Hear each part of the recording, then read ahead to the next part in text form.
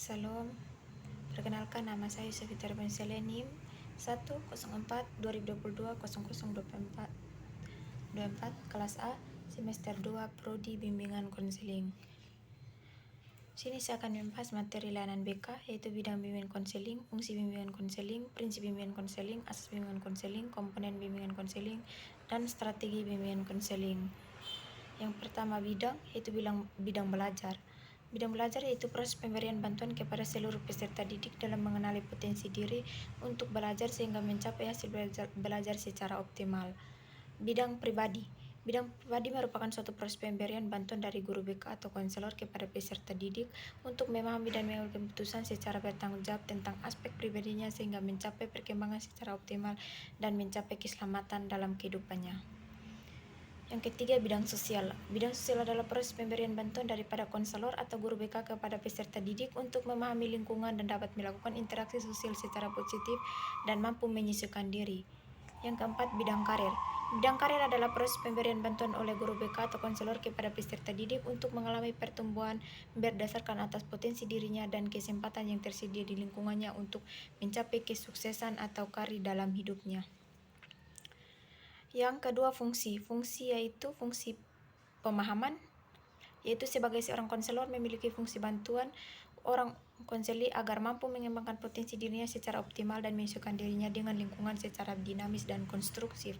Fungsi yang kedua, fungsi fasilitas, yaitu memberikan kemudahan kepada konseli dalam mencapai pertumbuhan dan perkembangan yang optimal, serari, selaras, dan seimbang seluruh aspek dalam diri konseli. Ketiga, fungsi penyesuaian, yaitu membantu konseli menyesuaikan diri dan lingkungan.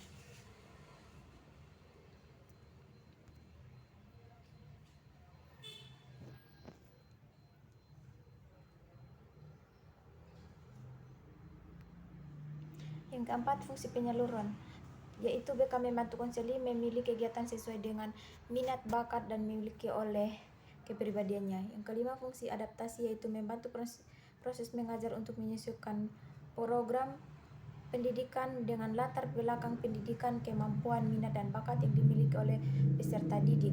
Yang keenam, fungsi pencegahan, yaitu pengantisipasi berbagai masalah yang dapat terjadi dan berupa untuk mencegahnya agar tidak dialami oleh peserta didik. Yang ketujuh, fungsi perbaikan, yaitu memperbaiki diri, keliruan peserta didik dalam berpikir, berperasaan, dan bertindakan dengan memberikan lakuan yang baik agar pola pikir peserta didik menjadi sehat. 8. Fungsi penyembuhan, yaitu memberikan bantuan kepada konseli yang telah mengalami masalah pribadi, sosial, belajar, dan karir. 9. Fungsi pemeliharaan, yaitu membantu peserta didik agar dapat menjaga dan mempertahankan situasi kondisi yang telah tercipta dalam dirinya agar terhindar dari penurunan produktivitas diri. 10. Fungsi pengembangan, yaitu konselor senantiasa berupaya untuk menciptakan lingkungan belajar yang baik dan memfasilitasi perkembangan konseli. Yang ketiga, prinsip BK. 1. BK diperuntukkan bagi semua konseli, yaitu bimbingan yang diberikan untuk semua konseli baik yang bermasalah maupun tidak bermasalah, baik pria maupun wanita, baik anak-anak, remaja maupun dewasa. 2. BK sebagai proses individuasi, yaitu setiap konseli bersifat unik, berbeda satu sama lainnya. Dan melalui bimbingan konseli dibantu untuk memaksimalkan perkembangan keunikan tersebut. Berprinsip ini berarti juga bahwa yang menjadi fokus sasaran bantuan adalah konseli, meskipun pelayanan bimbingan menggunakan teknik kelompok. Yang ketiga, BK menekankan hal yang positif, yaitu proses bantuan yang menekankan kekuatan dan kesuksesan, karena bimbingan merupakan cara untuk membangun pandangan yang positif terhadap diri sendiri, memberikan dorongan dan peluang untuk berkembang. Pengertian lain dari hal tersebut adalah menangani konseli harus menggunakan kata-kata yang baik, sopan kepada konseli. Yang keempat, BK merupakan usaha bersama, yaitu bimbingan bukan hanya tugas atau tanggung jawab konselor, tetapi juga tugas guru dan kepala sekolah, madrasah sesuai fungsi masing-masing. Yang kelima, pengambilan keputusan merupakan hal yang esensial dalam BK, yaitu bimbingan diarahkan untuk membantu konseli agar dapat melakukan pilihan dan mengambil keputusan. Bimbingan mempunyai peranan untuk memberikan informasi dan nasihat kepada konseli Itu semua sangat penting baginya untuk mengambil keputusan. 6. BK berlangsung dalam berbagai setting adegan kehidupan, yaitu pelayanan bimbingan tidak hanya dilakukan di sekolah, madrasah, tetapi juga di lingkungan keluarga dan di masyarakat pada umumnya. Yang berikut asas-asas BK. Asas yang pertama, asas kerahasiaan adalah asas yang merahasiakan data pribadi konseli yang kita tangani. 2. Asas kesukarelaan adalah keikhlasan untuk membantu ataupun melayani konseli dengan segenap hati. Ketiga, asas keterbukaan yaitu asas bimbingan dan konseling yang menghendaki agar konseli yang menjadi sasaran pelayanan bersifat terbuka dan tidak berpura-pura baik di dalam memberikan keterangan tentang dirinya sendiri maupun dalam menerima berbagai informasi tentang dirinya. Yang keempat, asas kegiatan yaitu asas yang menghendaki agar konseli yang menjadi sasaran pelayanan berpartisipasi secara aktif di dalam penyelenggaraan pelayanan atau kegiatan bimbingan. Yang kelima, asas kemandirian, yaitu asas pelayanan bimbingan dan konseling diharapkan menjadi konseli yang mandiri dengan ciri-ciri mengenal dan menerima diri sendiri dan lingkungannya, mampu mengambil keputusan untuk diri sendiri. Yang keenam, asas kekinian, yaitu asas BK yang menghendaki agar objek sasaran layanan BK ialah permasalahan konseli dalam kondisinya sekarang. Yang ketujuh, asas kedinamisan, yaitu asas yang menghendaki agar layanan terhadap sasaran atau konseli hendaknya selalu bergerak maju, tidak menonton dan terus berkembang. 8. Asas keterpaduan, yaitu asas yang menghendaki agar kegiatan bimbingan dapat berjalan dengan baik.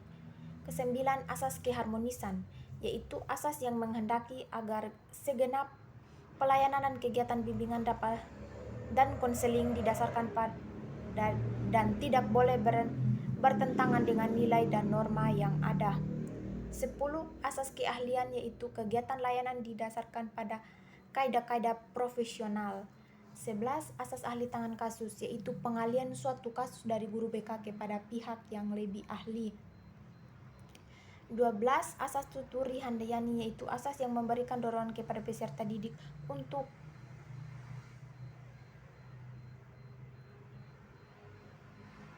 konseli untuk maju.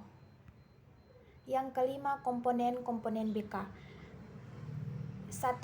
Layanan dasar adalah proses pemberian bantuan kepada seluruh konseli melalui kegiatan penyiapan pengalaman terstruktur secara klasikal atau kelompok yang disajikan secara sistematis dalam rangka mengembangkan perilaku jangka panjang sesuai dengan tahap dan tugas perkembangan yang diperlukan dalam pengembangan kemampuan memilih dan mengambil keputusan dalam menjalani kehidupan.